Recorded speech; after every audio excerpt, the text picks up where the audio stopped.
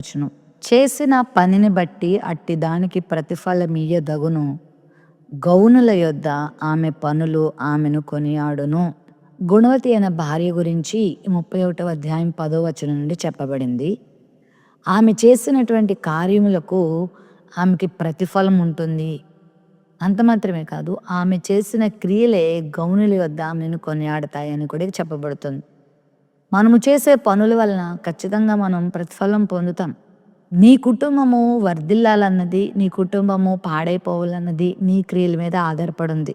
ఈమె గురించి మాట్లాడుతూ, ఈమె చీకటితోనే లేచి ఆమె ఇంటి వారందరికీ భోజనం సిద్ధపరుస్తుంది. తన పెనిమిటికి లాభాన్ని చేకూరుస్తుంది. ఆమె తన చేతులారా పని చేస్తుంది. ఆమె కృపగల ఉపదేశాన్ని బోధిస్తుంది అంటూ చాలా అద్భుతమైన అనుభవాలు ఆమె జీవితంలో మనం చూస్తాం. ఏ స్త్రీ అయినా, ఏ పురుషుడైనా దైవభక్తి కలిగి జీవిస్తే, గుణవంతుడుగా గుణవంతురాలిగా జీవిస్తే ఖచ్చితంగా ప్రతిఫలం శ్రేష్టమైంది పొందుకుంటాం. అంత మాత్రమే కాదు, మనకు తెలియకపోయినా మన గురించి గౌనుల యొద్ద చెప్పబడుతూ ఉంటుంది. అంటే ఆ ఊరి పొలిమేరలలో మనుషుల మధ్యలో 10 మంది మాట్లాడుకునేటప్పుడు మన గురించి మాట్లాడుకునేలా దేవుడు చేస్తాడు. అంటే మంచి సాక్ష్యాన్ని మనం పొందుకుంటాం.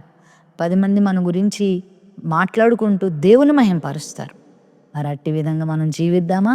మన పనులను కూడా అనేకులు కొనియాడేలాగా, మన జీవితము మనకు చక్కని ప్రతిఫలం ఇచ్చేలాగా మనము జీవిద్దాం.